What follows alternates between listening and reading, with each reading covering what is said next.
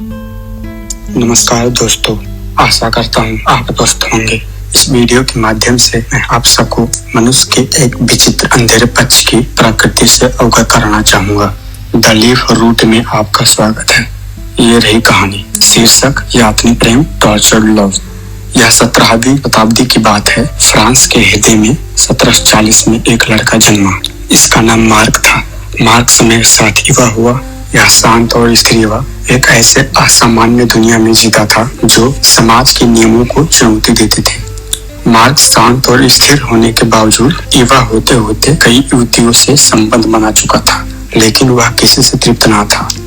एक बार की बात है, एक मौसमी शाम को मार्क नदी के किनारे किताब पढ़ रहा था। वह अपने धुन में खोया हुआ था। सफेद सिल्क कपड़ों से लिपटी हाथ में फूल लिए एक युवती पर उसकी नजर पड़ी। मार्क उसके शारीरिक अंतरंगता को देखकर एक बार में ही मोहित हो गया। युवती की आंखें मार्क को उसकी ओर खींचने लगी जैसे कोई चुंबक। वह आकर्षण की मूर्ति थी। उस युवती का नाम केली था। केली भी मार्क के असाधारण व्यक्तित्व और पहनावे से मोहित हो गई। दोनों के आंखों में एक आग सी जल उठी। मार्क उससे बात करने के लिए हिम्मत जुटाता है और थोड़े हिचकिचाहट के साथ उससे बात करना शुरू करता है। वो दोनों आधे एक घंटे तक बात किए।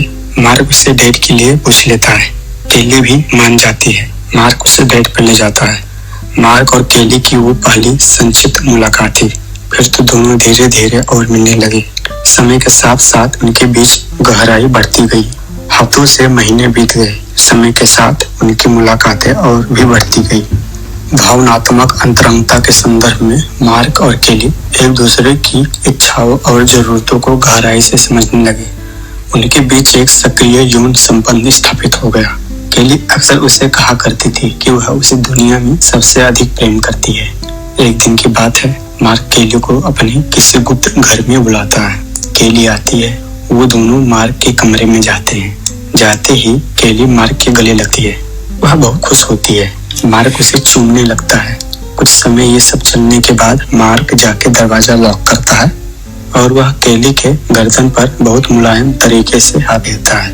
उन्हें पता था कि वो कुछ साझा करने जा रहे हैं, परंतु अचानक से मार्क केली को एक थप्पड़ मारता है।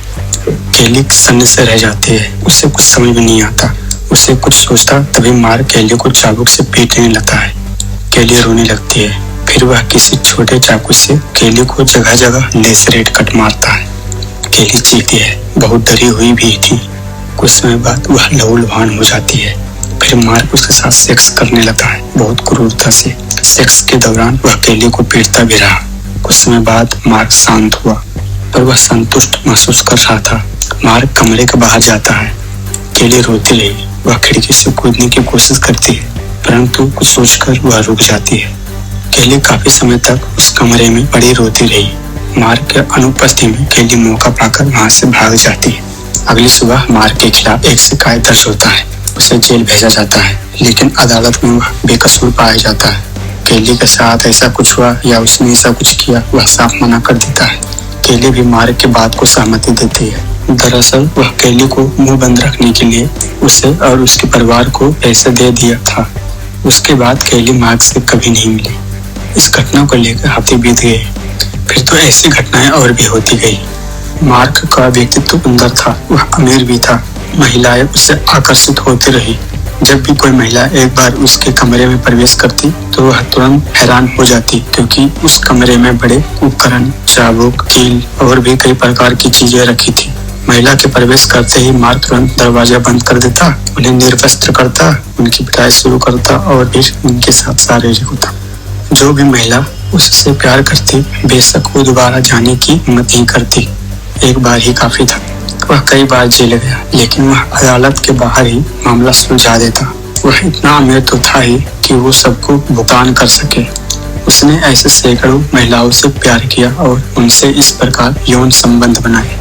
एक बार मार्क अदालत में कबूल किया कि जिस तरह से उसने उन महिलाओं से प्रेम किया वह हमेशा से खतरनाक था और वह कई बार बहुत डरा भी। लेकिन उसे इतना सुंदर चरम सुख कभी न मिला, न पहले न बाद में।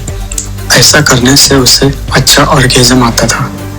खैर, मार्क को जेल भेजा जाता है। दोस्तों, आपको क्या लगता है यह सच्ची घटना है। यह कहानी थी मार्क्विस दे सादे की। हाँ, वही व्यक्ति जिसके नाम पर सैडिज्म शब्द गढ़ा गया। मार्क्विस दे साडे एक फिलोसोफर था, दार्शनिक। फ्रांस 1740 में जन्मा और 1814 में उसकी मृत्यु हो गई। उसने कई संस्मरण लिखे, जैसे 120 डेज ऑफ सडोम, जस्टिन, जूलियट और भी कई।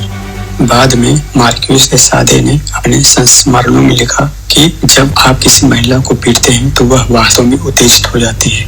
जब वह उन्हें कोड़े मारता तो वह जीवंत हो जाती, गर्म हो जाती। इस तरह उसकी क्रियाओं से एक अलग फॉर्म ऑफ सेक्स उभर कर आया। जी हाँ, आप तो सुने ही होंगे, BDSM, डोमिनेंट जैसे, जो पोर्नोग्राफी के दुनिया में आवेग दे दिया।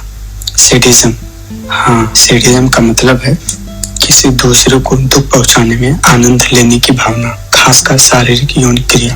The tendency to derive pleasure, specially sexual gratification from inflicting pain, suffering और humiliation on other.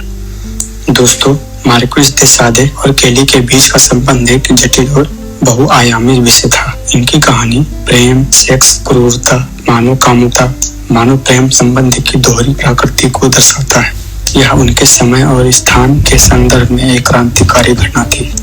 Marquis de सादे इतिहास के विवादास्पद और प्रभावशाली लेखकों में से थे, जो अपने लेखन के माध्यम से उनके स्वयं के जीवन और अन्य कलाकारों और लेखकों के काम पर भी महत्वपूर्ण प्रभाव डाला। उदाहरण के लिए दे सादे की कृतियों के बाद के लेखकों जैसे चार्ल्स बेटीलेयर और फ्रेडरिक नीत्शे को प्रभाव किया। दे सादे की कहानी मनुष्य के प्रकृति का प्रकार दर्शाता है, जैसे सैडिज्म, मेसोचिस्ट, सैडोमेसोसिज्म। मनुष्य अपने प्रकृति का प्रकार पहचाने कि मनुष्य अपने अंदर के जानवर को बाहर निकाले या दबा दे। दोस्तों, मैं आपको मार्क्विस दे सादे को पढ़ने के लिए प्रोत्साहन करता हूँ, यदि आप मानव प्रकृति के अंधेरे पक्षों की खोज करना चाहते हैं तो। यह एक चुनौतीपूर्ण काम है, लेकिन यह भी पुरस्कृत है। मार्क्विस दे सादे यहीं तक सीमित नहीं था जितना इस कहानी में है। खैर, आपको क्या लगता है कि मार्क्विस दे सादे वाकई एक हैवान था या फिर अनसुलझा, अनसमझा एक समझदार जीनियस?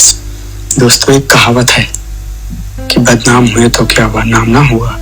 ऐसे और भी रोचक फिलोसफिकल कहानियां, उससे संबंधित जानकारियां आप तक पहुंचाने की कोशिश करूंगा। मुझे सुनने के लिए धन्यवाद। अब इजाजत दीजिए। पसंद आए सब्सक्राइब करें। धन्यवाद।